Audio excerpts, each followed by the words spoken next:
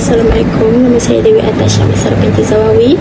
Nombor metrik 03 DPR 21F1079.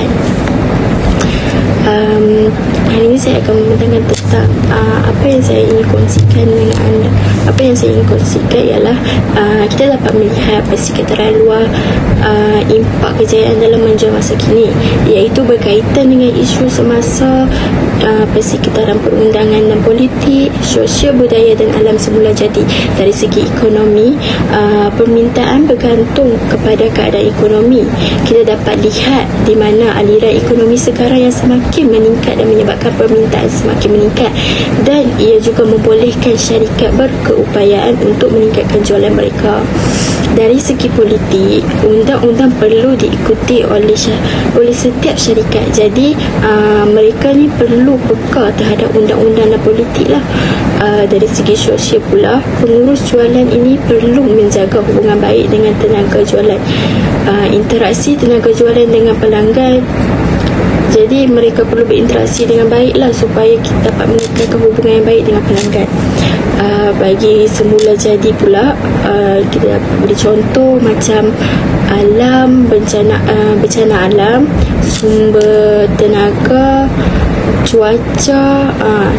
Banyak syarikat yang peka terhadap keadaan ini dan telah melakukan perubahan lah. Contohnya menggunakan sumber bahan-bahan yang mesra alam. Jadi di sini apabila kita menggunakan bahan yang mesra alam, mungkin ia dapat membantu serba sedikit lah. Itu sahaja daripada saya. Terima kasih. Recruiting source atau lebih dikenali sebagai sumber merekrut. Sumber merekrut mempunyai dua, iaitu dalaman dan luaran. Di sini kami ingin membincangkan dalaman dahulu. Dalaman iaitu kenaikan pangkat. Satu, proses pemindahan pekerja daripada jawatan yang lebih rendah daripada jawatan yang lebih tinggi dengan lebih banyak tanggungjawab, dan gaji yang ditawarkan juga lebih tinggi. Poin yang kedua ialah mendorong pekerja untuk meningkatkan prestasi mereka supaya mereka juga boleh mendapat kenaikan pangkat. Yang kedua pula luaran, pengiklanan atau promotion. Kekosongan jawatan diumumkan melalui pelbagai media cetak dan elektronik dengan penerangan pekerjaan dan spesifikasi tanggungjawab. Poin yang kedua pula, mendapatkan calon dalam jangka masa yang singkat dan cara yang cekap untuk menapis keperluan khusus calon. Assalamualaikum, nama saya Nur Arina Ayuni binti Abdul Rahman. Nombor metrik 03 DPR 21F2001. Bagi menjawab soalan 3, sebagai CEO syarikat insurans, syarikat memilih untuk melaksanakan pelan papasan, iaitu combination of salary and incentive. Bahagian daripada jumlah gaji jurujual dijamin, manakala sebahagian daripadanya boleh datang daripada komisen. 80% based in salary, 20% based in incentive.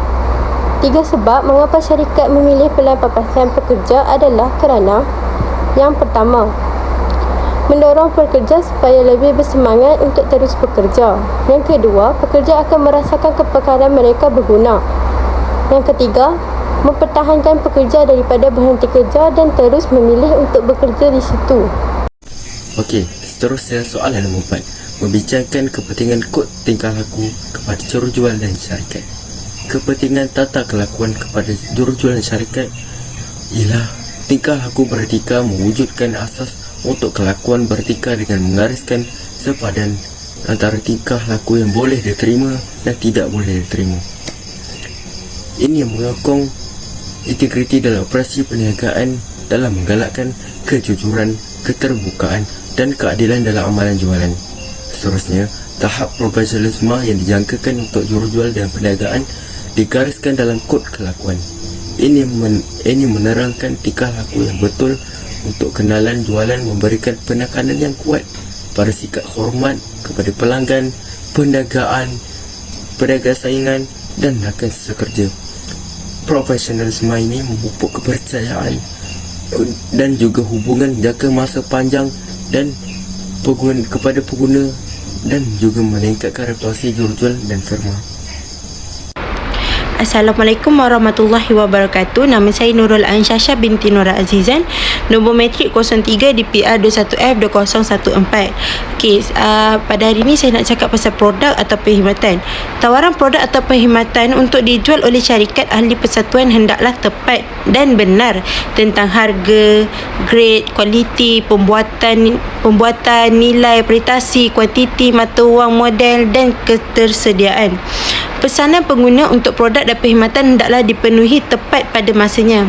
Syarikat ahli tidak boleh membuat perbandingan yang mengelirukan tentang peluang jualan langsung, produk atau perkhidmatan syarikat lain.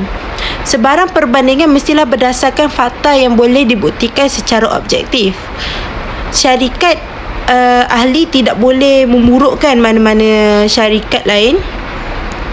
Perniagaan produk atau perkhidmatan secara langsung atau secara tersirat dengan cara yang palsu atau mengelirukan, dan tidak boleh mengambil kesempatan yang tidak adil daripada muhibah yang dilampirkan pada nama dagangan dan simbol mana-mana syarikat perniagaan produk atau perkhidmatan.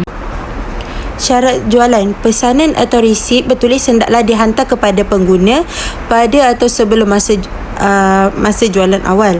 Dalam kes penjualan yang dibuat melalui email, internet, telefon atau cara bukan bersemuka yang lain, salinan borang pesanan hendaklah telah disediakan sebelum ini, dimasukkan ke dalam pesanan awal atau disediakan dalam cetakan atau borang yang boleh dimuat turun melalui internet.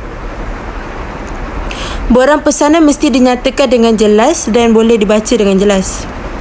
Terma dan syarat jualan termasuk jumlah emas yang diperlukan oleh pengguna membayar, termasuk semua faedah, caj perkhidmatan dan yuran dan kos dan pembelanjaan lain seperti yang dikehendaki oleh Undang-Undang Persekutuan dan Negeri.